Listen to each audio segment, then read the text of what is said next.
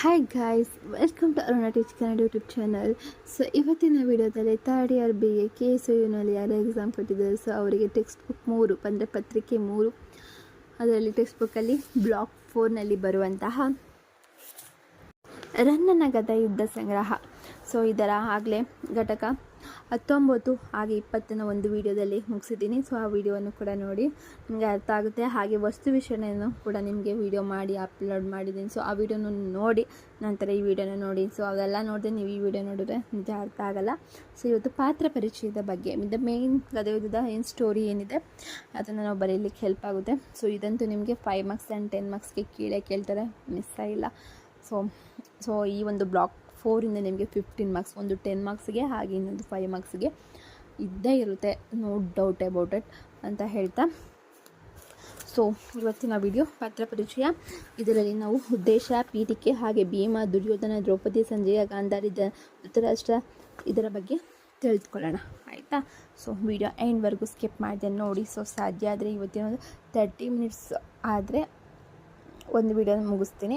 ಅಕಸ್ಮಾತ್ 30 minutes ಮೇಲಾದರೆ part 2 ವಿಡಿಯೋನು ಕೂಡ upload ಮಾಡ್ತೀನಿ. So let's start the video. So ಈ ಒಂದು ಇದರಲ್ಲಿ ಲೆಸನಲ್ಲಿ ಏನು ತಿಳ್ಕೊತೀವಿ ಅಂದರೆ ಪಾತ್ರ ಪರಿಚಯದ ಬಗ್ಗೆ. ರನ್ನ ಕವಿಯ ಭೀಮ ಪಾತ್ರವನ್ನು ಅರ್ತ್ಕೊಳ್ತೇವೆ. ಸಾಹಸ ಭೀಮ ವಿಜಯದ ಪ್ರತಿನಾಯಕನಾದ ದುರ್ಯೋಧನನ ಪಾತ್ರ ಚಿತ್ರಣದ ಬಗ್ಗೆ ನಾವು ತಿಳ್ಕೊತೇವೆ. ಭೀಮನ ಯುದ್ಧ ಛಲವನ್ನು ವೃದ್ಧಿಸಿದ ದ್ರೌಪದಿಯ ಪಾತ್ರ ಚಿತ್ರಣವನ್ನು ತಿಳ್ಕೊತೇವೆ. ಗಾಂಧಾರಿಯ ಪ್ರಲಾಪವನ್ನು ತಿಳ್ಕೊತೇವೆ. ಸಂಜಯನ ನ್ಯಾಯ ನಿಷ್ಠುರತೆಯನ್ನು ತಿಳ್ಕೊತೇವೆ. ಧೃತರಾಷ್ಟ್ರನ ಪಾತ್ರ ಪರಿಚಯದ ಬಗ್ಗೆ ಅರಿವು ಮೂಡುತ್ತೆ. ಒಟ್ಟಿನಲ್ಲಿ ರನ್ನನ ಸಾಹಸ ಭೀಮ ವಿಜಯದ ಪಾತ್ರ ಚಿತ್ರಣ ನಮ್ಮ ಕಣ್ಣು ಮುಂದೆ ಗೊತ್ತಾಗುತ್ತೆ. ಸೊ ನಾವು ಸೆಕೆಂಡ್ ಇಯರ್ BA ಆಪ್ಷನಲ್ ಕನ್ನಡದಲ್ಲಿ ನೋಡಿರ್ಬೋದು ನಾವು. ಇದಿದೆ ಒಂದು ಸಾಹಸ ಭೀಮ ವಿಜಯ್ ಮತ್ತು ವಿಕ್ರಮಾರ್ಜುನ ವಿಜಯ ಎರಡರಲ್ಲೂ ಕೂಡ ದುರ್ಯೋಧನನ ವಿಲಾಪ ಮತ್ತು ಇನ್ನೊಂದು ಯಾವುದೋ ಒಂದಿದೆ. ಸೊ ಓದಿದೆ, ನಿಮಗೆ ಗೊತ್ತಿರುತ್ತೆ. ಸೊ ನಂಗೆ ಒಂದು ನೆನಪಿದೆ, ಇನ್ನೊಂದು ನೆನಪಿಲ್ಲ. ಸೊ ಇವಾಗ ಪೀಠಿಕೆ ನೋಡೋಣ. ರನ್ನನ ಗದಯುದ್ಧದಲ್ಲಿ ಕಂಡುಬರುವ ಪಾತ್ರಗಳನ್ನೆಲ್ಲ ವಿಶಿಷ್ಟವಾದ್ದು. ಏಕೆಂದರೆ ರನ್ನ ತನ್ನ ಕಾವ್ಯವನ್ನು ನಾಟಕೀಯ ಶೈಲಿಯಲ್ಲಿ ಬೆಳೆಸಿಕೊಂಡು ಹೋಗಿರುವುದರಿಂದ ಪಾತ್ರಗಳ ವರ್ಣನೆಗಿಂತ ಅಭಿವ್ಯಕ್ತಿಯ ಮೂಲಕ ಪಾತ್ರಗಳ ವ್ಯಕ್ತಿತ್ವ ಅನಾವರಣಗೊಳ್ಳುತ್ತದೆ. ಕಾವ್ಯ ಮಹಾಭಾರತದ ಕಟ್ಟಕಡೆಯ ದಿನದ ವಸ್ತುವನ್ನು ಒಳಗೊಂಡಿರುವುದರಿಂದ ಅನೇಕ ಪಾತ್ರಗಳು ತೆರೆಮನೆಗೆ ಸರಿದು ಹೋಗಿದೆ. ಕೆಲವೊಂದು ಪಾತ್ರಗಳು ಮಾತ್ರ ಕಾವ್ಯದ ಭೂಮಿಕೆಯಲ್ಲಿ ನೇರ ಪ್ರವೇಶ ಪಡೆಯುತ್ತದೆ. ಈ ಹಿನ್ನೆಲೆಯಲ್ಲಿ ಕಾವ್ಯದಲ್ಲಿ ಕಂಡುಬರುವ ಪಾತ್ರವನ್ನು 4 ಭಾಗ ಮಾಡಿಕೊಳ್ಳಬಹುದು. 1 ಮುಖ್ಯ ಪಾತ್ರಗಳು, ಗೋಷಿಕ ಪಾತ್ರಗಳು, ಗೌಣ ಪಾತ್ರಗಳು, ತೆರೆಮರೆಗೆ ಸೆರೆದಿರುವ ಪಾತ್ರಗಳು. ಒಟ್ಟು 4 ಪಾತ್ರಗಳು. ಮುಖ್ಯ ಪಾತ್ರಗಳಲ್ಲಿ ನಾಯಕನಾದ ಭೀಮ, ಪ್ರತಿನಾಯಕನಾದ ದುರ್ಯೋಧನ ಕಾಣಿಸಿಕೊಳ್ತಾರೆ. ಗೋಷಕ ಪಾತ್ರಗಳಲ್ಲಿ ದ್ರೌಪದಿ, ಸಂಜಯ, ಧೃತರಾಷ್ಟ್ರ, ಗಾಂಧಾರಿ ಕಾಣಿಸ್ಕೊಳ್ತಾರೆ. ಗೌಣ ಪಾತ್ರಗಳಲ್ಲಿ ಅರ್ಜುನ, ಧರ್ಮರಾಯ, ಕುಲ, ಸಹದೇವ, ಕೃಷ್ಣ, ವಿದೂಷಕ, ಅಶ್ವತ್ಥಾಮ ಇವರುಗಳು ಗುರುತಿಸಬಹುದು. ತೆರೆಮರೆಗೆ ಸುರಿದು ಕಾಣಿಸಿಕೊಳ್ಳುವ ಪಾತ್ರಗಳ ಚಿತ್ರಣದಲ್ಲಿ ದುಶ್ಯಾಸನ, ಕರ್ಣ, ಅಭಿಮನ್ಯು, ಲಕ್ಷ್ಮಣ, ಕುಮಾರ್ ಇವರನ್ನು ನಾವು ಗುರುತಿಸಬಹುದು. ಸೊ ಇವಾಗ ಭೀಮನ ಬಗ್ಗೆ ತಿಳಿದುಕೊಳ್ಳೋಣ. ರನ್ನನ ಗದಯುದ್ಧಕ್ಕೆ ಭೀಮನೇ ನಾಯಕ. ಆತನ ಕೃತಿಯ ಹೆಸರೇ ಹೇಳುವಂತೆ ಆತನ ಕೃತಿ ಸಾಹಸ ಭೀಮ ವಿಜಯ. ಆದ್ದರಿಂದ ತನ್ನ ಆಶಯದಾತನಾದ ಇವೆರಡಂಗಿ ಸತ್ಯೇಶ್ವರನನ್ನು ಭೀಮನೊಡನೆ ಸಮಕರಿಸಿ ಕಾವ್ಯ ರಚಿಸಿದ್ದಾನೆ. ಭೀಮ ಮಹಾಭಾರತ ಕಾವ್ಯದಲ್ಲಿ ಬಲಿಷ್ಠನು, ಒಂದರ್ಥದಲ್ಲಿ ನೀತಿವಂತನೂ ಆದ ವ್ಯಕ್ತಿ. ದ್ರೌಪದಿಯ ವಿಷಯದಲ್ಲಿ ಆತನಿಗೆ ಹೆಚ್ಚು ಆಸ್ಥೆ ಇದೆ. ಮೂಲ ಭಾರತದಲ್ಲಿಯೇ ಇದು ವ್ಯಕ್ತವಾಗಿದೆ. ಮಹಾಭಾರತ ಯುಗದಲ್ಲಿ ದ್ರೌಪದಿಗೆ ಅವಮಾನ ಮಾಡಿದ ದುರ್ಯೋಧನ ಮತ್ತು ದುಶ್ಯಾಸನರನ್ನು ಸಂಹಾರ ಮಾಡುವವನು ಭೀಮನೇ. ಅಲ್ಲದೆ ಅಜ್ಞಾತವಾಸದ ಸಮಯದಲ್ಲಿ ದ್ರೌಪದಿಯನ್ನು ಕಾಡಿದ ಕೀಚಕನ ಸಂಹಾರವನ್ನು ಮಾಡುವುದು ಈತನೇ. ಈ ಅರ್ಥದಲ್ಲಿ ಭೀಮ ಮಹಾಭಾರತದ ನಾಯಕರಲ್ಲಿ ಮೊದಲ ಸಾಲಿನಲ್ಲಿ ನಿಲ್ಲುವವನು. ಇವನ ಜೊತೆಗೆ ಅರ್ಜುನ, ಧರ್ಮರಾಯ, ಕರ್ಣ, ಕೃಷ್ಣರು ಈ ಮೊದಲ ಸಾಲಿನಲ್ಲೇ ಬರ್ತಾರೆ. ಆ ಕಾರಣದಿಂದ ಕಥಾನಾಯಕನಾಗಿ ಭೀಮನನ್ನು ರನ್ನ ಆಯ್ಕೆ ಮಾಡಿಕೊಂಡಿರುವುದರಲ್ಲಿ ಅರ್ಥವಿದೆ. ಮುಖ್ಯವಾಗಿ ರನ್ನ ತಾನು ಹೇಳುವ ಕಥೆಯೊಳಗೆ ತನ್ನ ಆಶಯದಾತನ ಚರಿತ್ರೆಯ ಬರಬೇಕಾಗಿದೆ. 3ನೇ ತೈಲಪ ಮತ್ತು ಹೆಚ್ಚವ ಬೆಳಂಗ ಸತ್ಯಶ್ರೇಯರ ಆಸ್ಥಾನದಲ್ಲಿ ರನ್ನನು ಕಾವ್ಯ ರಚಿಸಿದ್ದು. ತನ್ನ ಕಾವ್ಯದಲ್ಲಿ ಇರುವ ಬೆಳಂಗ ಸತ್ಯಶ್ರೇಯನು ಕಥಾನಾಯಕನಾಗಬೇಕು. ಇರುವ ಅಡಬೆಂಗ ಸತ್ಯಶ್ರೇಯನ ಕಾಲದಲ್ಲಿ ಚೋಳರು ಚಾಲುಕ್ಯ ಸಾಮ್ರಾಜ್ಯದ ಮೇಲೆ ದಂಡೆತ್ತಿ ಬಂದಿದ್ದರು. ಇಬ್ಬರ ನಡುವೆ ಯುದ್ಧವು ನಡೆಯಿತು. ಶಾಸನಗಳು ಹೇಳುವಂತೆ ಆಕ್ರಮಣದ ಸಮಯದಲ್ಲಿ ಚೋಳರು ಶ್ರೀವಧೆ, ಬಾಲವಧೆ, ಬ್ರಹ್ಮಹತ್ಯ ಮೊದಲಾದ 5 ಮಹಾಪಾತಕಗಳನ್ನು ಮಾಡಿದರಂತೆ. ಅಂದು ಶ್ರೀಯರನ್ನು ಕಾಡಿದ ಚೋಳರನ್ನು ಸೋಲಿಸಿದವನು ಯಾರಂದರೆ ಇರಿವ ಬೆಡಂಗ ಸತ್ಯಾಶ್ರಯ ಅಂತೆ. ಅಂತೆಯೇ ಮಹಾಭಾರತದಲ್ಲಿ ಶ್ರೀಯನ್ನು ಅವಮಾನಿಸಿದ ದುರ್ಯೋಧನ ಮತ್ತು ದುಶ್ಯಾಸನರನ್ನು ಸಂಹರಿಸಿದವನು ಭೀಮ. ಈ ಹಿನ್ನೆಲೆಯಲ್ಲಿ ಹರಿಕೇಸರಿಯ ಜೊತೆ ಸಮೀಕರಿಸುವುದಕ್ಕೆ ಭೀಮನೇ ಸರಿ ಎನಿಸಿ ಆತನನ್ನು ತನ್ನ ಕಾವ್ಯದ ನಾಯಕನನ್ನಾಗಿ ಮಾಡಿಕೊಳ್ತಾನೆ. ಕಥೆ ಪ್ರಾರಂಭವಾಗುವುದೇ ಮಹಾಭಾರತದ ಕಟ್ಟಕಡೆಯ ಭಾಗ. ಅಲ್ಲಿ ಮುಖ್ಯವಾಗಿರುವವರೇ ಭೀಮ ಮತ್ತು ದುರ್ಯೋಧನ. ಕೌರವರ ಕಡೆಯ ಪ್ರಮುಖ ವೀರರಾದರೂ ಉಳಿದಿಲ್ಲ. ಜೊತೆಗೆ ಉಳಿದಿರುವ ಕೌರವೇಂದ್ರನನ್ನು ಸಂಹರಿಸುವ ಪಣ ತೊಟ್ಟವನು ಭೀಮ. ಆ ಹಿನ್ನೆಲೆಯಲ್ಲಿ ಇಡೀ ಕಾವ್ಯದಲ್ಲಿ ಭೀಮ ಮತ್ತು ದುರ್ಯೋಧನನೇ ಪ್ರಮುಖ ಪಾತ್ರಧಾರಿಗಳು. ಉಳಿದವರೆಲ್ಲ ಪೂರಕವಾಗಿ ಬರುತ್ತವೆ. ಆದರೆ ಕಥೆಯನ್ನು ಸಿಂಹಾವಲೋಕನ ಕ್ರಮದಲ್ಲಿ ಹೇಳುವುದರಿಂದ ಇಡೀ ಮಹಾಭಾರತದ ಕಥೆಯ ಸನ್ನಿವೇಶಗಳು ನೆನಕೆ ಅಲ್ಲಲ್ಲಿ ಆಗುತ್ತದೆ. ಭೀಮನನ್ನು ಕಥಾನಾಯಕನಾಗಿ ಮಾಡಿಕೊಳ್ಳುವುದಕ್ಕೆ ಕಾರಣವನ್ನು ಕೊಡ್ತಾನೆ. ಭೀಮ ಬರೀ ಭೀಮನಲ್ಲ, ಬಲ ಭೀಮ. ಅವನು ಧೀರ, ವೀರ. ಆದ್ದರಿಂದ ರನ್ನನು ಆ ಗುಣಗಳಿಗೆ ಒತ್ತು ಕೊಟ್ಟಿದ್ದಾನೆ. ಇಡೀ ಕಾವ್ಯದಲ್ಲಿ ಭೀಮ ಉದಾತ್ತನೆನಿಸಿಕೊಳ್ಳುವುದಿಲ್ಲ, ಬದಲಾಗಿ ವೀರನೆನಿಸಿಕೊಳ್ತಾನೆ, ಪರಾಕ್ರಮಿ ಎನಿಸಿಕೊಳ್ತಾನೆ. ಆತನ ಉದಾತ್ತ ಗುಣಗಳಿಗಿಂತ ವೀರಗುಣವೇ ಆತನನ್ನು ಕಥಾನಾಯಕನಾಗಿಸಿದೆ ಎನ್ನುವುದು ವಾಸ್ತವ. ಈ ದೃಷ್ಟಿ ರನ್ನನಿಗೂ ಇದೆ. ಕಥಾ ಪ್ರವೇಶಕ್ಕೂ ಮೊದಲು ಆತ ಹೇಳುವ ಭೀಮನ ಗುಣಗಳು ಇದೇ ವಿಷಯವನ್ನು ಒತ್ತಿ ಹೇಳಿವೆ. ಆತನೇ ಹೇಳುವಂತೆ, ಕುರು ಭೂರ್ಬಲ ತುಲಕಾಲ ಪವನಂ ಕೌರವ್ಯಾಂಗ್ಯ ಗದೆ ಬಕೆ ಸರಿ ದುಶ್ಯಾಸನ ರಕ್ತ ವಂದನಂ ದುರ್ಯೋಧನ ನೃಕ್ಷಮ ದರವಜ್ರಂ ಕತೂರ ರಾಜರತ್ನ ಮುಕೋಟ ಕೂಟಾಘ್ರಿ ಸಂಘಟಸಂ ಗರನೆಂದೆ ದರ್ಬಿ ವರ್ಣಿಪೆಂ ರಣಯ ಸ್ಮರ್ಸಿ ರಾಮನಂ ಭೀಮನಂ. ಅಂದರೆ ಭೀಮನು ಕೌರವ ಸೇನೆ ಎಂಬ ಅರಳೆ ಅಂದರೆ ಹತ್ತಿಗೆ ಪ್ರಳಯ ಕಾಲದ ಬಿರುಗಾಳಿಯಂತಿದ್ದಾನೆ. ಮದಸಿದ ಆನೆಯಂತಿರುವ ದುರ್ಯೋಧನನಿಗೆ ಸಿಂಹದಂತಿರುವವನು ದುಶ್ಯಾಸನನ ರಕ್ತದಿಂದ ರಕ್ತವಾದವನಾದನು. ಉನ್ನತ ಬೆಟ್ಟಗಳಿಗೆ ತಿರುವ ದುರ್ಯೋಧನನ ತೊಡೆಗಳಿಗೆ ಇಂದ್ರನ ವಜ್ರಯುಧದಂತಿರುವವನು. ಕುರುರಾಜನ ಕಿರೀಟವನ್ನು ತನ್ನ ಪಾದಗಳಿಂದ ಘಟಿಸುವವನು ಆದ ಭೀಮನೇ ತನ್ನ ಕಥೆಯ ನಾಯಕನೆಂದು ರನ್ನ ಹೇಳ್ಕೊಳ್ತಾನೆ. ಅಂದರೆ ಭೀಮನ ಸಾಹಸವೇ ಇಲ್ಲಿ ಮುಖ್ಯವಾಗುವುದು ಎಂಬುದರಲ್ಲಿ ಎರಡು ಮಾತಿಲ್ಲ. ಇಂತಹ ಭೀಮನಿಗೆ ಸ್ಫೂರ್ತಿ ನೀಡುವವಳು, ಕೆಣಕುವವಳು, ಎಚ್ಚರಿಸುವವಳು ದ್ರೌಪದಿ. ಇಲ್ಲಿ ಶ್ರೀಕೃಷ್ಣನ ಸಂಧಾನ ಯಶಸ್ವಿಯಾಗಿ ಕೌರವ ಸಂಹಾರವಾಗದೆ ಹೋದರೆ ನನಗೆ ಅಗ್ನಿಯ ಗತಿ ಎಂಬ ದ್ರೌಪದಿಯ ಮಾತಿಗೆ ಭೀಮ ಯಾರು ಏನೆಂದರೂ, ಏನೇ ಸಂಧಿ ಮಾಡಿದರೂ ನಾನು ಬಿಡುವುದಿಲ್ಲ, ಕೌರವರ ಸಂಹಾರ ಮಾಡಿಯೇ ತೀರ್ತೇನೆ ಎನ್ನುತ್ತಾ ಅದರಂತೆಯೇ ನಡೆದುಕೊಳ್ತಾನೆ. ಹೀಗೆ ದ್ವಿತೀಯ ಆಶ್ವಾಸದಲ್ಲಿ ದ್ರೌಪದಿಯೊಂದಿಗೆ ಕಾಣಿಸಿಕೊಳ್ಳುವ ಭೀಮ ಮತ್ತೆ ಕಾವ್ಯದಲ್ಲಿ ಕಾಣಿಸಿಕೊಳ್ಳುವುದು ಆರನೆಯ ಆಶ್ವಾಸನದ ಕೊನೆಗೆ. ನಡುವಿನ 5 ಆಶ್ವಾಸಗಳ ದುರ್ಯೋಧನನ ವ್ಯಕ್ತಿತ್ವದ ಅನಾವರಣಕ್ಕೆ ಕವಿ ರನ್ನ ಮೀಸಲಿಟ್ಟಿದ್ದಾನೆ. ಗುರು ಹಿರಿಯರನ್ನ ಮಾತನ್ನು ಕೇಳದೆ ಯುದ್ಧಮುಖಿಯಾದ ದುರ್ಯೋಧನ ವೈಶಂಪಾಯನ ಸರೋವರದಲ್ಲಿ ಅಡಗಿ ಕೂತ್ಕೊಂಡಾಗ ಆತನನ್ನು ಹುಡುಕುತ್ತಾ ಪಾಂಡವರು ಹೊರಡ್ತಾರೆ. ಆತ ಎಲ್ಲೂ ಕಾಣ್ತಿದ್ದಾಗ ಭೀಮ ಪಂಚಭೂತಗಳ ಸಾಕ್ಷಿಯಾಗಿ ದುರ್ಯೋಧನನ್ನು ಕೊಲ್ಲುತ್ತೇನೆಂದು ಕೊಲ್ಲದಿದ್ದರೆ ತಾನೇ ಅಗ್ನಿಗೆ ಆಹುತಿಯಾಗುವುದಾಗಿ ಭೀಮ ಪ್ರತಿಜ್ಞೆ ಮಾಡ್ತಾನೆ. ಸೊ ಇದರ ಅರ್ಥ ಏನಪ್ಪ ಅಂದರೆ, ಚತುರಂತ ಭೂಮಿಯ ಅರಸಿಯೇ ಕೇಳು, ಸಮುದ್ರವೇ ಕೇಳು, ಅಗ್ನಿಯೇ ಕೇಳು, ತಾತ ಮಾರುತನೇ ಕೇಳು, ಶತ್ರುವನ್ನು ಕೊಂದ ನನ್ನ ಕೋಪಾಗ್ನಿಯ ಆಹುತಿಯಾಗಿ ಅವನನ್ನು ಕೊಲ್ಲಲಾಗದಿದ್ದರೆ ನನ್ನ ಸಣ್ಣ ಅಗ್ನಿಗೂ ಆಹುತಿಯಾಗುವುದಿಲ್ಲ ಎಂದು ಕೌರವ ಕೋಲಾಹಲನು ಪ್ರತಿಜ್ಞೆ ಮಾಡಿದನು. ಈ ಸಂದರ್ಭದಲ್ಲಿ ಭೀಮ ಆಡುವ ಮಾತುಗಳು ಆತ ದ್ರೌಪದಿಯ ಮೇಲೆ ಹೊಂದಿದ್ದ ಪ್ರೀತಿಯನ್ನೇ ಎತ್ತಿ ತೋರಿಸುತ್ತವೆ. ದ್ರೌಪದಿಯ ಕಷ್ಟವನ್ನು ನೋಡಿ ನಾವು ಸುಮ್ಮನಿರಲು ಸಾಧ್ಯವಿಲ್ಲ. ಬೇಕಾದರೆ ನೀನು ಅದನ್ನೆಲ್ಲವನ್ನು ಮರೆತು ನಿರ್ದಯನಾಗಿರು. ಇದೊಂದು ದಿವಸ ನಾನು ನಿನ್ನ ಆಜ್ಞೆಯನ್ನು ಪಾಲಿಸುವುದಿಲ್ಲ ಎಂದು ಧರ್ಮರಾಯನ ಆಜ್ಞೆಯನ್ನು ಧಿಕ್ಕರಿಸಿ ದುರ್ಯೋಧನ ಸಂಹಾರಕ್ಕೆ ಮುಂದಾಗ್ತಾನೆ. ಕಟ್ಟ ಕಡೆ ಎಲ್ಲರ ಜೊತೆಗೂಡಿ ಭೀಮ ದುರ್ಯೋಧನನನ್ನು ಅರಸುತ್ತಾ ಹೊರಡ್ತಾರೆ. ಎಲ್ಲೇ ಹುಡುಕಿದರೂ ಆತನ ಕುರುಹು ದೊರೆಯುವುದಿಲ್ಲ. ಆಗ ಬೇಡನೊಬ್ಬನಿಂದ ದೊರೆತ ಮಾಹಿತಿಯ ಮೇರೆಗೆ ವೈಶಂಪಾಯನ ಸರೋವರದ ಬಳಿಗೆ ಪಾಂಡವರೆಲ್ಲರೂ ತೆರಳುತ್ತಾರೆ. ಮೊದಲಿಗೆ ಭೀಮನನ್ನು ಹೊರತುಪಡಿಸಿ ಉಳಿದವರು ಪರಿಪರಿಯಾಗಿ ಬೇಡಿಕೊಂಡರೂ ದುರ್ಯೋಧನ ಸರೋವರದಿಂದ ಹೊರಬರುವುದಿಲ್ಲ. ಆಗ ಭೀಮನು ಈ ಭೂತನ್ನೇ ಸರಂಗಿಳ್ದೊಡದೆ ಪುಚ್ಚಮಡು ಓವನೆಲ್ಲ ಹಿಂಗನೆ ಸಲ್ವೆನ್ ಎಂದು ಹೇಳಿ ತನ್ನ ಆರ್ಭಟವನ್ನು ಪ್ರಾರಂಭಿಸುತ್ತಾನೆ. ಭೀಮ ಮತ್ತು ದುರ್ಯೋಧನ ನಡುವಿದ್ದ ಬದ್ಧ ದ್ವೇಷ ಭೀಮನ ಈ ಮಾತಿನಲ್ಲಿ ವ್ಯಕ್ತವಾಗಿದೆ. ಭೀಮನು ದುರ್ಯೋಧನನ ಕುರಿತು, ನೀನಂತೆ ಅಡಗಿಕೊಂಡಿರುವ ಎಲ್ಲ ನಿನಗೆ ಸ್ವಲ್ಪವೂ ನಾಚಿಕೆಯಾಗುವುದಿಲ್ಲವೇ? ಛಿ, ಸತ್ತರೇನು ಮರಳಿ ಹುಟ್ಟುವುದಿಲ್ಲವೇ? ಹೊರಬಾ ಎಂದು ಮೊದಲಿಸಿ ಕರೆಯುತ್ತಾನೆ.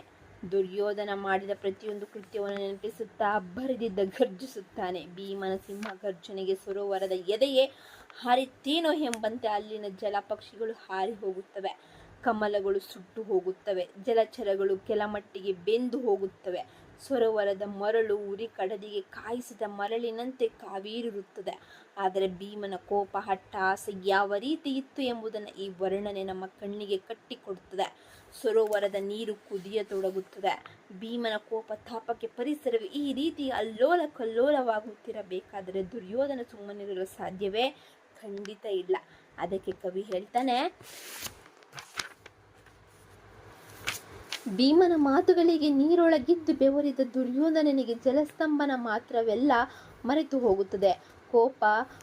ಕೋಪ ರಕ್ತನೇತ್ರನಾದ ದುರ್ಯೋಧನ ನಿಜ ಭುಜಗದೆಯನ್ನು ತೂಗುತ್ತಾ ಹೊರಬರುತ್ತಾನೆ.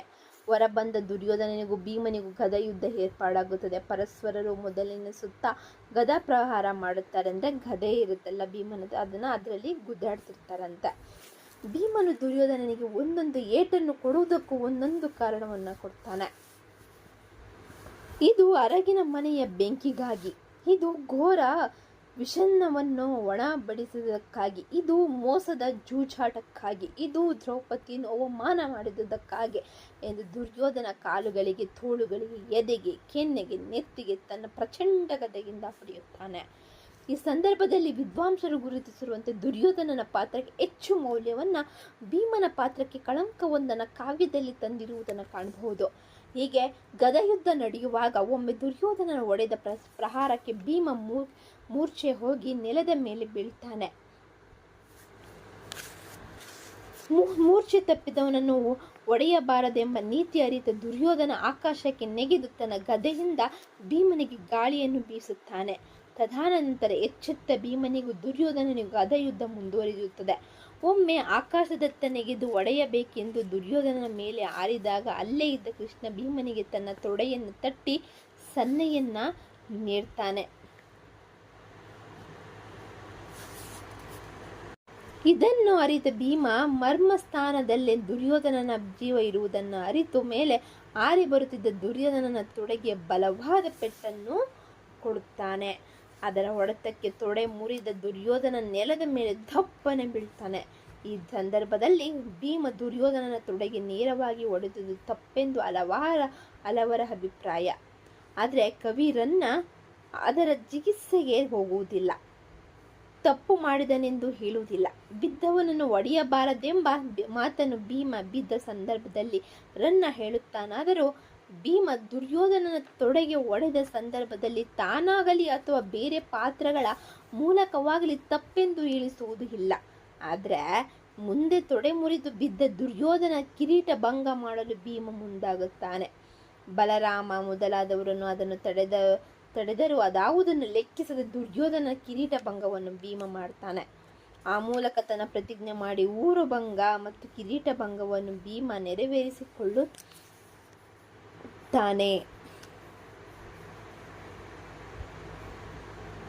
ಜೊತೆಗೆ ದ್ರೌಪದಿಯನ್ನು ಅಲ್ಲಿಗೆ ಬರ್ಮಾಡಿಕೊಳ್ತಾನೆ. ಶತ್ರುವಿನ ಸಂಹಾರವಾಯಿತು, ಇನ್ನು ಮುಡಿ ಕಟ್ಟಿಕೋ ಎಂದು ಭೀಮನು ದ್ರೌಪದಿಗೆ ಹೇಳುತ್ತಾನೆ. ಹೀಗೆ ಭೀಮ ಕೌರವನನ್ನು ಕೊಲ್ಲುವ ಪ್ರತಿಜ್ಞೆಯನ್ನು ನೆರವೇರಿಸಿಕೊಂಡು ದ್ರೌಪದಿಯ ಮುಡಿ ಕಟ್ಟುವ ಪ್ರತಿಜ್ಞೆಯನ್ನು ತೋರಿಸಿ ಕೃತಕೃತ್ಯನಾಗುತ್ತಾನೆ. ಹೀಗೆ ಒಂದರ್ಥದಲ್ಲಿ ಮಹಾಭಾರತ ಯುದ್ಧಕ್ಕೆ ಅರ್ಥಪೂರ್ಣವಾದ ಸಮಾಪ್ತಿಯನ್ನು ಆಡಿದ ಭೀಮನಿಗೆ ರನ್ನ ಪಟ್ಟ ಕಟ್ಟಿಸುತ್ತಾನೆ. ಈ ಮೂಲಕ ವೀರರು ಸಾಹಸಿಗಳಾದವರು ಸಾಮ್ರಾಜ್ಯವನ್ನು ಆಳಬೇಕೆಂಬ ಕ್ಷಾತ್ರಯುಗ ತತ್ವಕ್ಕೆ ತನ್ನ ಕಾವ್ಯವನ್ನು ಸಮರ್ಪಿಸುತ್ತಾನೆ. 10 ಆಶ್ವಾಸಗಳಿರುವ ಈ ಕಾವ್ಯದಲ್ಲಿ ಕೇವಲ 4-5 ಆಶ್ವಾಸಗಳಲ್ಲಿ ಮಾತ್ರ ಭೀಮ ಕಾಣಿಸ್ಕೊಳ್ತಾನೆ.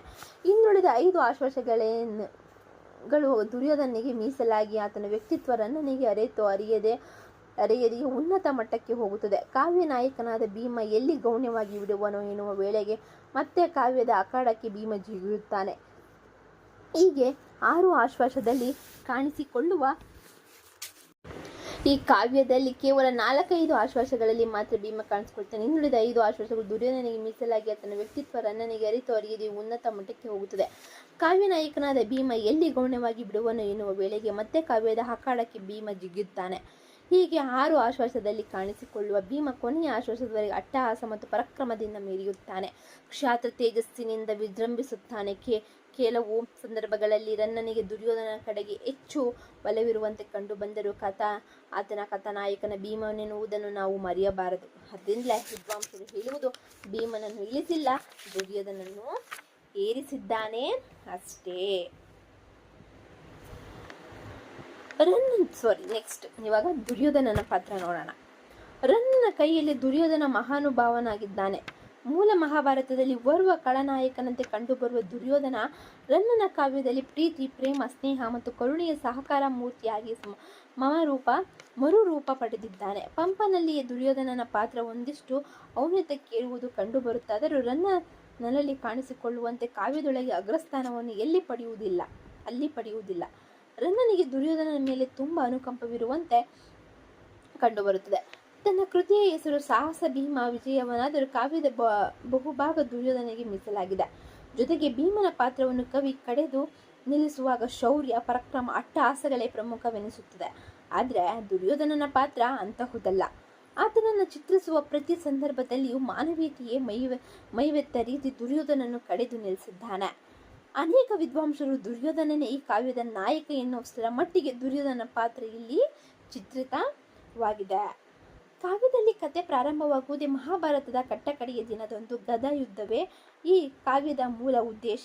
ಆದರೂ ಸಿಂಹಾವಲೋಕನ ಕ್ರಮದಿಂದ ಇಡೀ ಮಹಾಭಾರತ ಕತೆ ನಮ್ಮ ಕಣ್ಮುಂದೆ ತೆರೆದುಕೊಳ್ಳುವಂತೆ ರನ್ನ ಮಾಡಿದ್ದಾನೆ.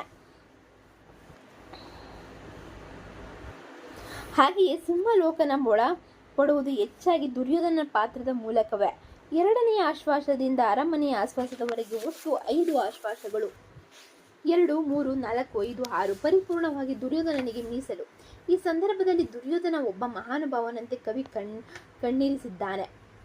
ಸಂಜಯ, ಭೀಮ, ಅರ್ಜುನ ಮತ್ತು ಇತರ ವೀರರ ಪರಾಕ್ರಮಗಳನ್ನು ವರ್ಣಿಸಿದರೆ ದುರ್ಯೋಧನನ ಆಲೋಚಿಸುವ ರೀತಿಯೇ ಭಿನ್ನವಾಗಿದೆ. ಆತನಿಗೆ ವಿರಾಟನ ಜೊತೆಗೆ ಸತ್ಯ, ಧರ್ಮ, ನ್ಯಾಯ, ನೀತಿಗಳು ಮುಖ್ಯವೆನಿಸುತ್ತದೆ. ಅವುಗಳನ್ನೇ ಮುಂದು ಮಾಡಿಕೊಂಡು ದುರ್ಯೋಧನ ಪಾಂಡವರನ್ನು ಅಲ್ಲೆಗೆಳೆಯುತ್ತಾನೆ. ಗೋಗ್ರಹಣದ ಸಂದರ್ಭದಲ್ಲಿ ಶ್ರೀಯರ ಮಾನ ರಕ್ಷಣೆ ಮಾಡುವಲ್ಲಿ ಸ್ವಾಮಿ ಕಾರ್ಯದಲ್ಲಿ ನಂಟರು ಆಪತ್ತಿಗೆ ಒಳಗಾದಾಗ, ಗ್ರಾಮದ ಮೇಲೆ ದಾಳಿಯಾದಾಗ ದೃಢ ನಿರ್ಧಾರದಿಂದ ಮುನ್ನುಗ್ಗಿ ತನ್ನ ಪೌರುಷವನ್ನು ಹೊರಗೆ ಹಚ್ಚಿ ಹೊರಡದವನು ವೀರನಲ್ಲ, ಆತನ ಷಂಡನೆಂಬ ಮಾತನ್ನು ದುರ್ಯೋಧನ ಹೇಳ್ತಾನೆ. ಸಂಜಯನು ಮತ್ತು ಮುಂದುವರೆದು ಪಾಂಡವರ ಶೌರ್ಯವನ್ನು, ಕೌರವರ ಅನೈತಿಕತೆಯನ್ನು ಬಯಲಿಗೆಳೆಯುವ ಪ್ರಯತ್ನವನ್ನು ಮುಂದುವರಿಸುತ್ತಾನೆ. ಈ ಸಂದರ್ಭದಲ್ಲಿ ದುರ್ಯೋಧನ ಸತ್ಯ, ಧರ್ಮ ಮೀರಿದ ಪಾಂಡವರ ನಡತೆಗಳನ್ನು, ಘಟನೆಗಳನ್ನು ಉಲ್ಲೇಖಿಸುತ್ತಾ ಅಲ್ಲೆಗೆಳೆಯುತ್ತಾನೆ. ಗುರುವು ಬ್ರಾಹ್ಮಣರು ಆದ ದ್ರೋಣಾಚಾರ್ಯರನ್ನು ಮೋಸದಿಂದ ಕೊಂದಿದ್ದನ್ನು ದುರ್ಯೋಧನ ಉಲ್ಲೇಖಿಸುತ್ತಾನೆ. ಇಲ್ಲೆಲ್ಲ ದುರ್ಯೋಧನ ಅಂತರ್ಯದಲ್ಲಿರುವ ಸತ್ಯ ಮತ್ತು ನ್ಯಾಯ ಪ್ರಕಟಗೊಳ್ಳುವುದನ್ನು ಕಾಣಬಹುದು. ಅಂದರೆ ಪ್ರಾರಂಭದಲ್ಲಿಯೇ ದುರ್ಯೋಧನತ್ತ ಒಲವು ಉಂಟಾಗುವಂತೆ ರನ್ನ ಚಿತ್ರಿಸುತ್ತಾ ಹೋಗುತ್ತಾನೆ. ಕಾವ್ಯ ಮುಂದುವರೆದಂತೆ ಎಲ್ಲಿಯೂ ದುರ್ಯೋಧನ ವ್ಯಕ್ತಿತ್ವಕ್ಕೆ ಧಕ್ಕೆಯಾಗದ ರೀತಿಯಲ್ಲಿ ಪಾತ್ರ ಚಿತ್ರಣವಾಗಿದೆ. ಸಂಜೆಯ ಹಿಂದಿನ ಘಟನೆಗಳನ್ನು ನೆನಪಿಸುವಾಗ ಮಾತ್ರ ಕೌರವರ ಬಗ್ಗೆ, ದುರ್ಯೋಧನನ ಬಗ್ಗೆ ವಿರೋಧಾಭಿಪ್ರಾಯ ಉಂಟಾಗಬಹುದು. ಕಾವ್ಯದ ಮುಂದುವರಿಕೆಯಲ್ಲಿ ಅಂತಹ ಯಾವೊಂದು ವಿರೋಧವು ಉಂಟಾಗದಂತೆ ದುರ್ಯೋಧನನ ಪಾತ್ರವನ್ನು ಚಿತ್ರಿಸುವುದು ಕಾವ್ಯ ವಿಶೇಷತವಾಗಿದೆ. ಚಂಪು ಯುಗದಲ್ಲಿ ನಾಯಕನಿಗೆ ಕೊಡುವ ಉನ್ನತಿಕೆ ಏನಿದೆಯೋ ಆ ರೀತಿಯಲ್ಲಿಗೆ ಪ್ರತಿ ನಾಯಕನಿಗೂ ಒಂದು ಒಳ್ಳೆಯ ಸ್ಥಾನಮಾನವನ್ನು ಕವಿಗಳು ನೀಡಿದ್ದಾರೆ. ಆದರೆ ರನ್ನನ ವಿಷಯದಲ್ಲಿ ಅದು ಇನ್ನೂ ಒಂದು ಹೆಜ್ಜೆ ಮುಂದೆ ಹೋಗಿದೆ. ಭೀಮನನ್ನು ಮೀರಿ ದುರ್ಯೋಧನನ್ನು ಬೆಳೆಸುತ್ತಾ ಹೋಗ್ತಾನೆ. ದುರ್ಯೋಧನನು ಆಡುವ ಪ್ರತಿಯೊಂದು ಮಾತಿನಲ್ಲಿಯೂ ಆತನ ಉದಾತ್ತ ವ್ಯಕ್ತಿಯು ಅನಾವರಣಗೊಳ್ಳುತ್ತಾ ಸಾಗುತ್ತದೆ. ಆತನ ಒಳಗಡೆ ಇದ್ದ ಮಾನವೀಯತೆ, ಕರುಣೆ ಪ್ರಕಟಗೊಳ್ಳುತ್ತಾ ಸಾಗುತ್ತದೆ. ಏಕಾಂಗಿ ವೀರನಾಗಿ ಉಳಿದ ದುರ್ಯೋಧನ ನಿಲುವು ಅಚಲವಾದದ್ದು. ಯಾರು ಏನೆಂದರೂ ಸಂಧಾನ ಮಾಡಿಕೊಳ್ಳದೆ ಯುದ್ಧ ಮಾಡಿಯೇ ತೀರುವ ದೃಢ ನಿರ್ಧಾರವನ್ನು ಕೈಗೊಂಡಿರುತ್ತಾನೆ. ಸಂಜಯ ಪರಿಪರಿಯಾಗಿ ಹೇಳಿದರೂ ಪಾಂಡವರ ಜೊತೆಗಿರುವ ದೈವಬಲವನ್ನು ಪ್ರಸ್ತಾಪಿಸಿದರೂ ದುರ್ಯೋಧನ ತನ್ನ ಛಲವನ್ನು ಮೆರೆಯುವ ನಿರ್ಧಾರವನ್ನೇ ಪ್ರಕಟಿಸುತ್ತಾನೆ. ಯುದ್ಧದಲ್ಲಿ ಜಯವೆಂಬುದು ದೈವಕ್ಕೆ ಸೇರಿದುದು, ಆದರೆ ಪೌರುಷದಿಂದ ಹೋರಾಡುವುದು ನಮ್ಮಗಳ ಕರ್ತವ್ಯ. ಆದ್ದರಿಂದ ಧರ್ಮರಾಜನೇ ಮೊದಲಾಗಿ ಎಲ್ಲರೊಡನೆ ಏಕಾಂಗಿಯಾಗಿ ಛಲದಿಂದ ಹೋರಾಡಿ ಛಲವನ್ನು ಮೆರೆಯುತ್ತೇನೆಂದು ದುರ್ಯೋಧನನು ಹೇಳ್ತಾನೆ. ಜೊತೆಗೆ ತಾತ ಸ್ನೇಹ ಮತ್ತು ಸೋದರ ವಾತ್ಸಲ್ಯಕ್ಕೆ ಕೊಡುವ ಬೆಲೆಯೂ ಇಲ್ಲೇ ವ್ಯಕ್ತವಾಗಿದೆ. ಸೂರ್ಯಪುತ್ರನಾದ ಸ್ನೇಹಿತ ಕರ್ಣನು ತೀರಿ ಹೋಗಿದ್ದಾನೆ. ಯುವರಾಜನು ತಮ್ಮನು ಆದ ದುಶ್ಯಾಸನ ತೀರಿ ಹೋಗಿದ್ದಾನೆ. ಇವರು KGP ಸುಯೋಧನನ ವಾಸುದೇವ್ ನಂಬಿದಿರೆ. ಅವರಿಬ್ಬರು ಇಲ್ಲದೆ ನನಗೆ ಮನ ಬಿಡು ಸಕಲ ಭೂಮಿ ಶೂನ್ಯವಾಗಿದೆ. ನನ್ನವರೆಲ್ಲ ಕಳೆದುಕೊಂಡು ಎಲ್ಲರನ್ನು ಕೊಲ್ಲಿಸಿದ ನಾನು ನನ್ನ ಕುರುಡು ತಂದೆಗೆ ತಾಯಿ ಗಾಂಧಾರಿಗೆ ಹೇಗೆ ಮುಖ ತೋರಿಸಲಿ ಎಂದು ಹೇಳುವಲ್ಲಿ ಆತನ ಹೃದಯದ ವೇದನೆ ಓದುಗನಿಗೆ ತಟ್ಟದಿರದು. 11 ಅಕ್ಷೋಹಿಣಿ ಸೈನ್ಯಕ್ಕೆ ಒಡೆಯನಾಗಿದ್ದ ದುರ್ಯೋಧನ ಇಂದು ರಣರಂಗದಲ್ಲಿ ಏಕಾಂಗಿಯಾಗಿ ಉಳಿದಿದ್ದಾನೆ. ಆತನನ್ನು ಹುಡುಕಿಕೊಂಡು ತಂದೆ ತಾಯಿಗಳೇ ಅಲ್ಲಿಗೆ ಬರುತ್ತಾರೆ. ಅದನ್ನು ಕಂಡ ದುರ್ಯೋಧನ ಪ್ರಲಾಪಿಸುವಂತಹ ಸಂದರ್ಭ ಕನ್ನಡ ಕಾವ್ಯಗಳ ಉತ್ತಮ ಶೋಕ ಸಂದರ್ಭಗಳಲ್ಲಿ ಇದು ಕೂಡ ಒಂದಾಗಿದೆ. ಇಂತಹ ಸನ್ನಿವೇಶಗಳಲ್ಲಿ ದುರ್ಯೋಧನ ಪಾತ್ರ ಓದುಗರ ಮನದಲ್ಲಿ ಅಚ್ಚಳಿಯದಂತೆ ಉಳಿಯುತ್ತದೆ. ಮೂಲ ಮಹಾಭಾರತ ದುರ್ಯೋಧನಿಗಿಂತ ಭಿನ್ನವಾದ ದುರ್ಯೋಧನನ್ನು ಓದುಗ ಪಡೆಯುತ್ತಾನೆ. ಒಂದು ವೇಳೆ ತಾಯಿ ಬಂದು ಕಂದ ನಿಮ್ಮ ತಮ್ಮಂದಿರಲ್ಲಿ ಎಂದು ಕೇಳಿದರೆ ಏನೆಂದು ಉತ್ತರ ಕೊಡಲಿ? ಕುಂತಿಯ ಮಕ್ಕಳು ಕೊಂದರು ಎಂದು ಹೇಳಲೆ ಎಂದು ಆಲೋಚಿಸುತ್ತಲೇ ದುರ್ಯೋಧನ ದುಶ್ಯೋಧನ ಕರ್ಣ ಎನ್ನುತ್ತಾ ಮೂರ್ಛೆ ಹೋಗುತ್ತಾನೆ. ಆ ಸಂದರ್ಭದಲ್ಲಿ ಗಾಂಧಾರಿ ಒಳಲು ದುರ್ಯೋಧನ ನಿಸ್ಸಹಾಯಕತೆ ಧೃತರಾಷ್ಟ್ರನ ಪಿತೃಪ್ರೇಮ ಮಡುಗಟ್ಟಿ ಮೂಡಿ ಬಂದಿದೆ. ಗಾಂಧಾರಿ ನಾವಿಬ್ಬರು ಹಣ್ಣು ಮುದುಕರು, 2 ಕಣ್ಣು ಇಲ್ಲದ ಕುರುಡರು, ನಮ್ಮ ಮಾತು ಕೇಳುವುದು ಯೋಗ್ಯ. ಯುದ್ಧವನ್ನು ಬಿಟ್ಟು ಧರ್ಮರಾಯನೊಡನೆ ಸಂಧಾನ ಮಾಡಿಕೊ ಎಂದು ಗಾಂಧಾರಿ ಕೇಳಿಕೊಳ್ತಾಳೆ. ಆದರೆ ದುರ್ಯೋಧನನ ಛಲ ಇದಕ್ಕೆ ಒಪ್ಪುವುದಿಲ್ಲ. ಆತನ ನಿರ್ಧಾರ ಅಚಲವಾದುದು. ಸಾವು ಬಂದರೂ ಸರಿ, ಹೋರಾಡಿಯೇ ಸಾಯ್ತಾನೆ ಎಂದು ದುರ್ಯೋಧನ ನಿರ್ಧರಿಸ್ತಾನೆ. ತನ್ನ ತಮ್ಮಂದಿರು 4ರಲ್ಲಿ ಒಬ್ಬರು ಸತ್ತರೂ ಧರ್ಮರಾಜನು ತಾನು ಬೆಂಕಿಗೆ ಬಿದ್ದು ಪ್ರಾಣ ಬಿಡುವೆನು ಎಂದಿರುವಾಗ ನನ್ನ ತಮ್ಮಂದಿರು 100ರಲ್ಲಿ 2 ಉಳಿದಿಲ್ಲ. ಹೀಗಿರುವಾಗ ನಾನು ಬದುಕಿ ಉಳಿಯಬೇಕೇ? ನನ್ನ ತಮ್ಮಂದಿರು ಹೋದ ಹಾದಿಗೆ ನಾನು ಹೋಗಲು ಸಿದ್ಧನಿದ್ದೇನೆ ಎನ್ನುತ್ತಾನೆ. ದುರ್ಯೋಧನನಿಗೂ ಮುಂದಾಗಬಹುದಾದ ಅನಾಹುತದ ಅರಿವಿದೆ. ತನ್ನ ಹುಡ ಹುಟ್ಟಿದ 99 ಮಂದಿ ಯುದ್ಧದಲ್ಲಿ ಸತ್ತಿರುವಾಗ ತಾನು ಕೂಡ ಉಳಿಯುವುದು ಸಾಧ್ಯವಿಲ್ಲವೆಂಬ ಅರಿವು ಆತನಿಗಿದೆ. ಆದರೆ ಅಂಜಿ ಸಂಧಾನ ಮಾಡಿಕೊಳ್ಳುವ ಹೇಡಿ ಆತನಲ್ಲ. ಆದ್ದರಿಂದಲೇ ಯುದ್ಧಮುಖಿಯಾಗುತ್ತಾನೆ. ಜೊತೆಗೆ ತಾನು ಸತ್ತರು ಧರ್ಮರಾಯನ ಜೊತೆಯಲ್ಲಿ ನೀವು ಹೊಂದಿಕೊಂಡು ಬದುಕಿ, ನನ್ನಂತೆ ಅವರು ನಿಮಗೆ ಮಕ್ಕಳಲ್ವೇ ಎಂದು ಹೇಳುವಲ್ಲಿ ಆತನ ನಿಷ್ಕಲ್ಮಶ ಮನಸ್ಸು ಪ್ರಕಟವಾಗಿದೆ. ಮುಂದೆ ತಂದೆ ತಾಯಿಗಳ ಮಾತಿನಂತೆ ಅಜ್ಜ ಭೀಷ್ಮಾಚಾರ್ಯರನ್ನು ಭೇಟಿಯಾಗಲು ಹೊರಟ ದುರ್ಯೋಧನ ರಣರಂಗದ ಹೆಣಗಳ ರಕ್ತದೋಕುಳಿಯೇ ನಡೆದು ಹಾದು ಹೋಗಬೇಕಾಗುತ್ತದೆ. ಮರುಳುಗಳ ಹೀಯಾಳಿಸುವಿಕೆಯನ್ನು ಮನದಲ್ಲಿಯೇ ನುಂಗಿ ಮುನ್ನಡೆಯುತ್ತಾನೆ. ಈ ಸಂದರ್ಭದಲ್ಲಿಯೂ ಕವಿ ದುರ್ಯೋಧನನ ಪಾತ್ರವನ್ನು ಉನ್ನತಕ್ಕೇರಿಸುವ ಪ್ರಯತ್ನ ಮಾಡಿದ್ದಾನೆ. ರಣರಂಗದಲ್ಲಿ ದ್ರೋಣಾಚಾರ್ಯರ ಹೆಣವನ್ನು ನೋಡಿ ಮಮ್ಮಲ ಮರುಗ್ತಾನೆ. ಅಂತೆಯೇ ಮುಂದೆ ಹೋಗುತ್ತಾ ಅಭಿಮನ್ಯುವಿನ ಹೆಣವನ್ನು ನೋಡುತ್ತಾನೆ. ಅಭಿಮನ್ಯು ಶತ್ರು ಪಾಳೆಯದ ಅರ್ಜುನನ ಮಗನಾದರೂ ಅದೆಲ್ಲವನ್ನು ಮರೆತು ಆತನ ಪರಾಕ್ರಮಕ್ಕೆ ಮನಸೋತು ಮನದಲ್ಲಿಯೇ ಆತನನ್ನು ಸ್ಮರಿಸುತ್ತಾನೆ. ದ್ರೋಣರು ರಚಿಸಿದ ಚಕ್ರವ್ಯೂಹವನ್ನು ಭೇದಿಸುವುದು ಅಷ್ಟು ಸುಲಭವಲ್ಲ.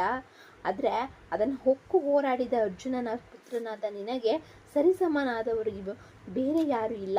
ನಿನ್ನನ್ನು ಹೆತ್ತವಳು ಸಾಮಾನ್ಯ ಸ್ತ್ರೀಯಲ್ಲ, ವೀರ ಜನನಿ ಎಂಬ ಖ್ಯಾತಿಗೆ ಪಾತ್ರಳಾದವಳು. ನಾನು ನಿನ್ನಲ್ಲಿ ಬೇಡಿಕೊಳ್ಳುತ್ತೇನೆ, ನಿನ್ನ ಕಾರ್ಯದಲ್ಲಿ ಒಂದಂಶವಾದರೂ ನನಗೆ ಸೇರಿ ನಿನಗೆ ಬಂದ ವೀರ ಮರಣ ನಮಗೆ ಒದಗಿ ಬರಲಿ ಎಂದು ಬೇಡ್ಕೊಳ್ತಾನೆ. ರನ್ನ ಸೃಷ್ಟಿಸಿದ ಸಂದರ್ಭಗಳಲ್ಲಿ ಅತ್ಯಂತ ಉತ್ತಮವಾದ ಸಂದರ್ಭವಿದು. ಅಂದರೆ ದುರ್ಯೋಧನ ವ್ಯಕ್ತಿತ್ವವನ್ನು ಔನ್ನತ್ಯಕ್ಕೇರಿಸಿದ ಪ್ರಸಂಗವಿದು. ತನ್ನ ಮಗ ಲಕ್ಷ್ಮಣ ಕುಮಾರನನ್ನು ಕಂಡು ದುಃಖಿಸುವುದಕ್ಕಿಂತ ಒಂದು ಹೆಜ್ಜೆ ಮುಂದೆ ಹೋಗಿ ಅಭಿಮನ್ಯುನನ್ನು ಕಂಡು ದುಃಖಿಸ್ತಾನೆ.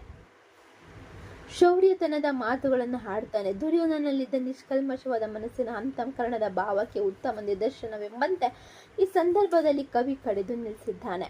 ಹಾಗೆಯೇ ದುಶ್ಯಾಸನ ಮತ್ತು ಕರ್ಣನ ಹೆಣವನ್ನು ಕಂಡಾಗಲೂ ಆತನ ದುಃಖದ ಕಟ್ಟೆ ಹೊಡೆದು ರೋಧಿಸುತ್ತಾನೆ. ಅದರಲ್ಲಿಯೂ ಕರ್ಣನನ್ನು ಕಂಡಾಗ ಆತನ ಆಕ್ರಂದನ ಎಲ್ಲೇ ಮೀರುತ್ತದೆ. ಒಂದು ಸಂದರ್ಭದಲ್ಲಿ ಕರ್ಣದು ಕಳೆಬರ ಎನ್ನುವುದನ್ನೇ ಮರೆತು ನನ್ನನ್ನು ಅಪ್ಪಿಕೊಳ್ಳದೆ ಏಕಿರುವೆ ಎಂದು ಪ್ರಲಾಪಿಸುತ್ತಾನೆ. ಇಲ್ಲೆಲ್ಲ ದುರ್ಯೋಧನ ಒಬ್ಬ ಸಾಮಾನ್ಯ ಮನುಷ್ಯನೆಂಬಂತೆ ಕವಿ ಚಿತ್ರಿಸಿರುವುದು ವಿಶೇಷವಾದದ್ದು. ಯಾವ ಹೊಮ್ಮು ಮಗಳಿಲ್ಲದ ದುರ್ಯೋಧನ ಇಲ್ಲಿದ್ದಾನೆ. ಸಿಂಹಾಸನ ಕಿರೀಟಗಳಿಲ್ಲದ ಅಂತಃಕರಣವುಳ್ಳ ಸಾಮಾನ್ಯ ದುರ್ಯೋಧನ ಇವನಾಗಿದ್ದಾನೆ. ಭೀಮನ ಭೇಟಿಯಾಗುವುದರಗಿನ ರಣರಂಗದ ಆತನ ಪಯಣ ಒಂದು ಶೋಕ ಕಾವ್ಯವಾಗಿದೆ. ಎಲ್ಲ ಅಟ್ಟಹಾಸಗಳಿಂದ ಹೊರಬಂದ ದುರ್ಯೋಧನ ಎಲ್ಲಿ ಕಾಣಿಸಿಕೊಳ್ತಾನೆ ಅಂದರೆ, ಒಂದರ್ಥದಲ್ಲಿ ದುರ್ಯೋಧನ ಖಳನಾಯಕನೆಂಬ ಕಲ್ಪನೆ ನಮ್ಮ ಮನದ ಮೂಲೆಯಿಂದ ತೊಲಗಿ ಹೋಗುವಂತೆ ಕವಿ ದುರ್ಯೋಧನ ವ್ಯಕ್ತಿತ್ವವನ್ನು ಚಿತ್ರಿಸುತ್ತಾ ಸಾಗುತ್ತಾನೆ. ಹೀಗೆ ಔನ್ನತ್ಯಕ್ಕೇರಿಸಲ್ಪಟ್ಟ ದುರ್ಯೋಧನ ಪಾತ್ರ ಮುಂದಿನ ಆಶ್ವಾಸದಲ್ಲಿ ಅಂದರೆ 7 ಅಷ್ಟೇ ಕೆಳಗಿಳಿಯುವುದು ಸತ್ಯ. ಕವಿರನ್ನ ಎಚ್ಚೆತ್ತುಕೊಂಡು ಮಾಡಿದ್ದಾನೇನೋ ಎನ್ನುವಂತೆ ಸಂವಿಧಾನಕ್ಕೆ ಒಪ್ಪದ ದುರ್ಯೋಧನ ಭೀಷ್ಮರ ಮಾತಿನಂತೆ ಕಾಲ ವಿಳಂಬನೆ ಮಾಡಲು ವೈಶಂಪಾಯನ ಸರೋವರದಲ್ಲಿ ಅಡಗಿ ಕುಳಿತುಕೊಳ್ಳಲು ತೀರ್ಮಾನಿಸುತ್ತಾರೆ. ಅದರಲ್ಲಿ ಒಬ್ಬ ವೀರನಿಗೆ ತಕ್ಕದಲ್ಲದ ನಡತೆಯನ್ನು ದುರ್ಯೋಧನ ಆ ಸಂದರ್ಭದಲ್ಲಿ ಪ್ರದರ್ಶಿಸುತ್ತಾನೆ. ದುರ್ಯೋಧನ ಸರೋವರದಿಂದ ಹೊರಬಂದ ರೀತಿಯಲ್ಲಿ ತೋರುವಂತೆ ಇಂದು ಮುಂದಾಗಿ ಹೋಗಿ ಸುರವನ್ನು ಅಡಗಿಕೊಳ್ಳುತ್ತಾನೆ. ಈತನ ನಡತೆಯನ್ನು ನೋಡಿ ರಾಜ್ಯಲಕ್ಷ್ಮಿಯೇ ಛಿ ಎಂದು ಬೇಸಿ ಹೊರಟು ಹೋದಳಂತೆ. ಇಲ್ಲಿಯವರೆಗೂ ಕಾವ್ಯದ ಉದ್ದಕ್ಕೂ ಮಹಾವ್ಯಕ್ತಿಯಂತೆ ಬಿಂಬಿತವಾಗುತ್ತಾ ಬಂದ ದುರ್ಯೋಧನನ ವ್ಯಕ್ತಿತ್ವ ಇದ್ದಕ್ಕಿದ್ದಂತೆ ಎಲ್ಲಿ ಅಂಧಂಪತನಗೊಳ್ಳುತ್ತದೆ. ಆತನ ವ್ಯಕ್ತಿತ್ವಕ್ಕೆ ತಕ್ಕದಲ್ಲದ ಕಾರ್ಯವನ್ನು ಮಾಡ್ತಾನೆ. ಸರೋವರದಲ್ಲಿ ಅಡಗಿಕೊಳ್ಳುವುದು ಭೀಷ್ಮನ ಸಲಹೆಯಾದರೂ ಇಂದು ಮುಂದಾಗಿ ಹೋಗುವುದು ದುರ್ಯೋಧನನ ಮನಸ್ಸೇ ಆಗಿದೆ. ಈ ಸಂದರ್ಭದ ನಂತರ ಮುಂದೆ ಭೀಮನ ಪ್ರಲಾಪ ಪ್ರಕಟಗೊಳ್ಳುವುದರಿಂದ ಕಾವ್ಯದ ಸಂದರ್ಭದಲ್ಲಿ ಕಾವ್ಯದ ಉದ್ದೇಶದ ಹಿನ್ನೆಲೆಯಲ್ಲಿ ಅದನ್ನು ಒಪ್ಪಲೇಬೇಕಾಗುತ್ತದೆ. ಮುಂದೆ ಯಾರ ಮಾತಿಗೂ ಓಗೊಡದ ದುರ್ಯೋಧನ ಕೊನೆಗೆ ಭೀಮನ ಮಾತನ್ನು ಕೇಳಿ ಹೊರಬರ್ತಾನೆ. ಕವಿಯ ಹೇಳುವಂತೆ ಭೀಮನ ಕಟ್ಟುನುಡಿಗಳಿಗೆ ಉರಗಾತ ಪಾತಕನಾದ ದುರ್ಯೋಧನ ನೀರೊಳಗಿದ್ದು ಬೆವರುತ್ತಾನೆ. ತಕ್ಷಣದ ಹೊರಬಂದ ದುರ್ಯೋಧನ 8 ದಿಕ್ಕುಗಳನ್ನು ನೋಡುತ್ತಾ ಎಲ್ಲಿಂದಂ ಭೀಮನ್ ಎಂದು ತನ್ನ ನಿಜ ಭುಜಗದೆಯನ್ನು ತೂಗುತ್ತಾನೆ. ಜೊತೆಗೆ ತಾನು ಸರೋವರವನ್ನು ಹೊಕ್ಕಿ ಕುಳಿತುಕೊಂಡಿರುವುದಕ್ಕೆ ಕಾರಣವನ್ನು ನೀಡುತ್ತಾನೆ. ರಾಕ್ಷಸರು ಭೂಮಿಯನ್ನು ಪಾತಾಳಕ್ಕೆ ಎಳೆದುಕೊಂಡು ಹೋದಾಗ ಅದನ್ನು ಮರಳಿ ಮೇಲೆತ್ತುವುದಕ್ಕೆ ವಿಷ್ಣು ಸಮುದ್ರವನ್ನು ಹೊಕ್ಕಿಲ್ಲವೇ? ಅಂತೆಯೇ ನಿಮ್ಮಿಂದ ಈ ಭೂಮಿಯನ್ನು ರಕ್ಷಿಸುವುದಕ್ಕಾಗಿ ನಾನು ಹೊಳದಲ್ಲಿ ಹೊಕ್ಕನಲ್ಲದೆ ಅಂಜಿಕೆಯಿಂದ ಹೊಕ್ಕಲಿಲ್ಲ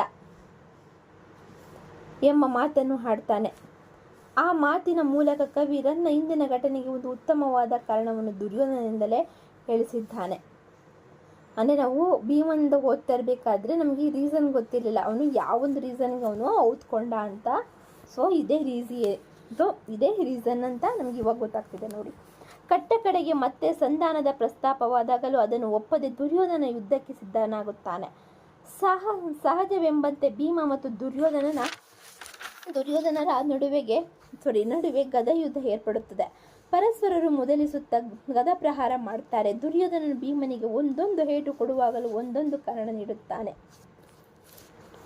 ಆನೆಯ ಪಡೆಯನ್ನು ನುಂಗಿ ಕಾಳಿಂಗರಾಜನನ್ನು ಕೊಂದ ಅಹಂಕಾರಕ್ಕೆ ಈ ಮೊದಲನೆಯ ಏಟು. ನನ್ನ ತಮ್ಮಂದಿರನ್ನು ಕೋಪದಿಂದ ತಿನ್ನುವುದಕ್ಕೆ ಈ 2ನೆಯ ಏಟು. ದುಶ್ಯಾಸನನ ಎದೆಯ ರಕ್ತನವನ್ನು ಆರ್ಭಟಿಸಿ ಕುಡಿದ ಕಾರಣಕ್ಕೆ ಈ 3ನೆಯ ಏಟು ಎಂದು ದುರ್ಯೋಧನ ಭೀಮನ ಮೇಲೆ ಗದಪ್ರಹಾರ ಮಾಡ್ತಾನೆ. ಹೀಗೆ ಯುದ್ಧ ನಡೆಯುತ್ತಿರುವಾಗ ದುರ್ಯೋಧನ ಗದಾ ಪ್ರಹಾರಕ್ಕೆ ಭೀಮಸೇನ ಮೂರ್ಛೆ ಹೋಗಿ ಕೆಳಗೆ ಉರುಳ್ತಾನೆ. ಆಗ ಆ ಸಂದರ್ಭದಲ್ಲಿ ದುರ್ಯೋಧನನ ವ್ಯಕ್ತಿತ್ವ ಉಜ್ವಲವಾಗಿ ಪ್ರಕಾಶಿಸುವಂತೆ ಕವಿ ರನ್ನ ಮಾಡಿದ್ದಾನೆ. ಭೀಮ ಮೂರ್ಛೆಗೆ ಹೋಗಿದ್ದಾಗ ಧರ್ಮವನ್ನು ಮರೆತು ಅರ್ಜುನ ದುರ್ಯೋಧನನ್ನು ಕೊಲ್ಲಲು ಮುಂದಾಗುತ್ತಾನೆ. ಎಲ್ಲಿಯ ಬಲರಾಮ, ಎಲ್ಲಿಯ ಧರ್ಮಯುದ್ಧ, ಧರ್ಮವನ್ನು ಮೀರಿ ದುರ್ಯೋಧನನ್ನು ಕೊಂದು ಬಿಡುತ್ತೇನೆ ಎಂದು ಗಾಂಡೀವ ಅರ್ಜುನ ಮುಂದಾಗುವುದು ಪಾಂಡವರು ಯುದ್ಧದ ಸಂದರ್ಭದಲ್ಲಿ ಇದು ಆದಿಯಿಂದಲೂ ತೋರಿ ಬಂದ ಅಧರ್ಮ ಮಾರ್ಗವನ್ನು ಎತ್ತಿ ತೋರಿಸುತ್ತದೆ. ಅದಕ್ಕೆ ವಿರುದ್ಧವಾಗಿ ದುರ್ಯೋಧನನು ನಡೆದುಕೊಳ್ಳುತ್ತಾ ಧರ್ಮವನ್ನು ಎತ್ತಿ ಹಿಡಿಯುತ್ತಾನೆ. ಒಂದರ್ಥದಲ್ಲಿ ಧರ್ಮಯುದ್ಧವೆಂಬುದು ಕೌರವನಿಗೆ ಸಂಬಂಧಿಸಿದೇನೋ ಎನ್ನುವಂತೆ ಭಾಸವಾಗುತ್ತದೆ. ಬಿದ್ದವನನ್ನು ಒಡೆಯಬಾರದು ಎಂಬ ಅಧರ್ಮವನ್ನು ಎತ್ತಿ ಹಿಡಿದ ದುರ್ಯೋಧನನ ತನ್ನ ಗದೆಯಿಂದ ಮೂರ್ಛೆ ಹೋಗಿ ಬಿದ್ದ ಭೀಮನಿಗೆ ಗಾಳಿಯನ್ನು ಬೀಸುತ್ತಾನೆ. ಎಲ್ಲಿಯ ಅರ್ಜುನ, ಎಲ್ಲಿಯ ದುರ್ಯೋಧನ ಅಲ್ವಾ? ಎಲ್ಲಿ ಧರ್ಮ, ಎಲ್ಲಿ ಅಧರ್ಮ ಎಂಬುದನ್ನು ಓದುಗನೇ ಅರ್ಥಿಸ್ಕೊಳ್ಬೇಕು. ಅಂದರೆ ಅರ್ಜುನ ಬಿದ್ದವನ್ನ ಭೀಮ ಬಿದ್ದಾಗ ಅರ್ಜುನ ಕೊಲ್ಬೇಕು ಅಂತ ಹೋಗ್ತಾನೆ. ಆದರೆ ದುರ್ಯೋಧನ ಹಾಗೆ ಮಾಡಲಿಲ್ಲ. ಅವನು ಗಾಳಿಯನ್ನು ತುಂಬ ಮೇಲೆ ಹೋಗಿ ಆಕಾಶಕ್ಕೆ ಹೋಗಿ ಗಾಳಿಯನ್ನು ಬೀಸಿ ಅವನ ಎಬ್ಬಿಸ್ತಾನೆ. ಸೊ ಅದಕ್ಕೆ ಹೇಳ್ತಾನೆ, ಯಾರ್ದು ಧರ್ಮ ಯಾವುದು ಅಧರ್ಮ ಅಂತ ನೀವೇ ನೋಡಿ, ನೀವೇ ಅರ್ಥ ಮಾಡ್ಕೊಳ್ಳಿ ಅಂತ ಹೇಳ್ತಿದ್ದಾನೆ. ರನ್ನ ಈ ಸಂದರ್ಭದಲ್ಲಿ ಚಿಂತಿಸಿದ್ದಾನೆ. ಇಂತಹ ಧರ್ಮವನ್ನು ಮೆರೆದ ದುರ್ಯೋಧನನಿಗೆ ಭೀಮನು ಶ್ರೀಕೃಷ್ಣನ ಸೂಚನೆಯ ಮೇರೆಗೆ ಆತನ ತೊಡೆಗಳಿಗೆ ಹೊಡೆಯುತ್ತಾನೆ. ಆಕಾಶದಿಂದ ಮೇಲೆ ಹಾರಿ ಬರುತ್ತಿದ್ದ ದುರ್ಯೋಧನ ತೊಡೆ ಮುರಿದು ಕೆಳಗೆ ಬೀಳಿಸ್ತಾನೆ. ಧರ್ಮವನ್ನು ಎತ್ತಿಡಿದ ದುರ್ಯೋಧನ ಅಧರ್ಮಕ್ಕೆ ತುತ್ತಾಗುತ್ತಾನೆ. ಅಧರ್ಮ ಮಾರ್ಗದಲ್ಲಿಯೇ ಜಯಿಸಿ ಬಂದ ಪಾಂಡವರು ಅಧರ್ಮ ಮಾರ್ಗದಲ್ಲಿಯೇ ಕೌರವರನ್ನು ಕೊಲ್ಲುತ್ತಾರೆ. ಭೀಮನ ಹೊಡೆತಕ್ಕೆ ತೊಡೆ ಮುರಿದು ಹೋದ ದುರ್ಯೋಧನ ನೆಲವನ್ನು ಅಪ್ಪುವಂತೆ ಬೀಳುತ್ತಾನೆ. ಬಿದ್ದ ದುರ್ಯೋಧನ ಕಿರೀಟಕ್ಕೆ ಭೀಮನು ತನ್ನ ಕಾಲಿನಿಂದ ಒದೆಯುವ ಮೂಲಕ ಆತನ ಅವಸಾನವನ್ನು ಅತ್ಯಂತ ದುರ್ಗತಿಗೆ ಕೊಂಡೊಯ್ಯುತ್ತಾನೆ. ಹೀಗೆ ದುರಂತಕ್ಕೆ ಒಳಗಾದ ದುರ್ಯೋಧನ ಸಾಯುವ ಗಳಿಗೆಯಲ್ಲಿಯೂ ಧರ್ಮವಂತನಾಗಿಯೇ ಚಿತ್ರಿತಗೊಂಡಿದ್ದಾನೆ. ರಣರಂಗದಲ್ಲಿ ಕೊನೆ ಉಸಿರು ಎಳೆಯುತ್ತಾ ಬಿದ್ದಿದ್ದ ದುರ್ಯೋಧನನ ಬಳಿಗೆ ಬಂದ ಅಶ್ವತ್ಥಾಮ ಪಾಂಡವರ ತಲೆಗಳನ್ನು ಕಡಿದು ತರುವುದಾಗಿ ಹೇಳಿ ಹೋಗಿ ಉಪ ಪಾಂಡವರ ತಲೆಗಳನ್ನು ಕೊಂದು ತರ್ತಾನೆ. ಆಗಲೂ ದುರ್ಯೋಧನ ಅಶ್ವತ್ಥಾಮನನ್ನು ಕುರಿತು ಬಾಲಕನನ್ನು ಕೊಂದ ನಿನಗೆ ಮಹಾಪಾತಕ ಬರುವುದೆಂದು ನುಡಿಯುತ್ತಾನೆ. ಸಾವಿನ ಗಳಿಗೆಯಲ್ಲಿಯೂ ಧರ್ಮ ಪಾತಕ ಮಹಾಪಾಪಗಳ ಮಾತನಾಡುವುದು ದುರ್ಯೋಧನನ ಉಜ್ವಲ ವ್ಯಕ್ತಿತ್ವಕ್ಕೆ ಹಿಡಿದ ಕನ್ನಡಿಯಾಗಿದೆ. ಒಟ್ಟಿನಲ್ಲಿ ರನ್ನನ ದುರ್ಯೋಧನನ ಉದಾತ್ತನಾಗಿದೆ ಎನ್ನುವುದರಲ್ಲಿ ಯಾವುದೇ ಸಂದೇಹವಿಲ್ಲ. ಕಾವ್ಯದ ಉದ್ದಕ್ಕೂ ಆತನ ಒಳ್ಳೆಯ ಗುಣಗಳನ್ನು ಅನಾವರಣಗೊಳಿಸುತ್ತಾ ಕವಿ ಸಾಗಿದ್ದಾನೆ. ಕಾವ್ಯದ ನಾಯಕನಿಗೆ ಇರಬಹುದಾದ ಸ್ಥಾನಮಾನವಷ್ಟೇ ಪ್ರತಿ ನಾಯಕನಾದ ದುರ್ಯೋಧನ ಹೊಂದಿದ್ದಾನೆ. ಪಂಪನಲ್ಲಿ ಕ್ವಚಿತ್ತಾಗಿ ಕಾಣಿಸಿಕೊಳ್ಳುವ ದುರ್ಯೋಧನ ಉದಾತ್ತ ವ್ಯಕ್ತಿತ್ವ ಇಲ್ಲಿ ಉಜ್ವಲ ಪ್ರಕಾಶಿಸಿದೆ. ಸೊ ನಾನು ಆವಾಗಲೇ ಹೇಳ್ದಂಗೆ 30 ಮಿನಿಟ್ಸ್ ಮೇಲೆ ಹೋದರೆ ನಾನು ವಿಡಿಯೋ ಸ್ಕಿಪ್ ಮಾಡ್ತೀನಿ ಅಂತ ಹೇಳಿದ್ದೇನೆ. ಸೊ ಈ ವಿಡಿಯೋ ಈಗಲೇ ನಾನು ಹೆಂಡ್ ಮಾಡ್ತೇನೆ, ಯಾಕಂದರೆ ನಿಮಗೂ ಬೋರ್ ಅನಿಸ್ಬಿಡುತ್ತೆ. ಸೊ ಇಲ್ಲೆಲ್ಲೂ ಬೋರ್ ಆಗ್ತಿಲ್ಲ ಅನ್ನೋ ಅಭಿಪ್ರಾಯ ನನಗಿದೆ, ಬಟ್ ನಿಮಗೂ ಸ್ವಲ್ಪ ಲಾಂಗ್ ಆಗಬಾರ್ದು ಅನ್ನೋ ಉದ್ದೇಶದಿಂದ ಸೊ ನಾನು ಪಾರ್ಟ್ ವಿಡಿಯೋ ದ್ರೌಪದಿ ಮಿಕ್ಕಿದ ಪಾತ್ರಗಳ ಬಗ್ಗೆ ನಾನು ತಿಳಿಸ್ಕೊಡ್ತೇನೆ. ಐ ಹೋಪ್ ಯು ನಿಮಗೆ ವಿಡಿಯೋ ಇಷ್ಟ ಆಗಿದ್ದರೆ ಲೈಕ್ ಮಾಡಿ, ನಿಮ್ಮ ಅನಿಸಿಕೆಗಳನ್ನ ಕಮೆಂಟ್ ಮೂಲಕ ತಿಳಿಸಿ, ಹಾಗೆ ನಿಮ್ಮ ಫ್ರೆಂಡ್ಸ್ಗಳಿಗೆ ಶೇರ್ ಮಾಡಿ ಅಂತ ಹೇಳ್ತಾ see you the next video. Bye take. And ನೀವು ಫಸ್ಟ್ ಟೈಮ್ ನನ್ನ ಚಾನಲ್ನ ನೋಡ್ತಾ ಇದ್ದರೆ ಸಬ್ಸ್ಕ್ರೈಬ್ ಮಾಡಿ, ಯಾಕೆ ನಾನು ಪಾರ್ಟ್ 2 ವಿಡಿಯೋ ಮಾಡಿದರೆ ನಿಮಗೆ ನೋಟಿಫಿಕೇಷನ್ ಬರುತ್ತೆ. ನೀವು ಸಬ್ಸ್ಕ್ರೈಬ್ ಮಾಡಿದ್ರೆ ಮಾತ್ರ, ಇಲ್ಲಾಂದರೆ ಬರಲ್ಲ ಅಂತ ಹೇಳ್ತಾ ಸೊ ಸಬ್ಸ್ಕ್ರೈಬ್ ಮಾಡಿ, ಪಕ್ಕದಲ್ಲಿರೋ ಬೆಲ್ ಐಕಾನ್ನ ಕ್ಲಿಕ್ ಮಾಡಿ ಅಂತ ಹೇಳ್ತಾ ಆಲ್ ನೋಟಿಫಿಕೇಷನ್ ಮೇಲೆ ಕ್ಲಿಕ್ ಮಾಡಿ. See you the next video. So part ವಿಡಿಯೋಗೆ ವೆಯ್ಟ್ ಮಾಡ್ತಾಯಿರಿ.